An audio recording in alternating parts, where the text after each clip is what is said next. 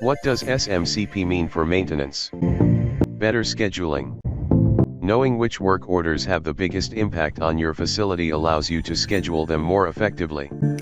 These tasks can be prioritized in your maintenance software system and labor can be allocated accordingly.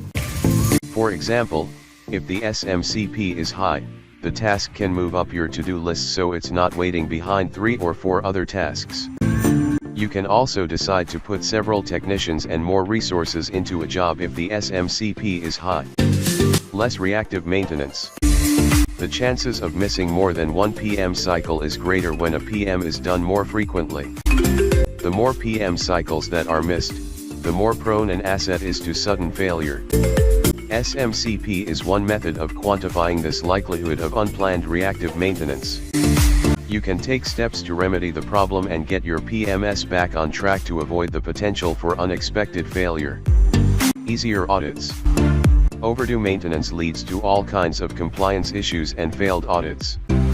Tracking SMCP keeps backlog top of mind and highlights urgent health and safety tasks.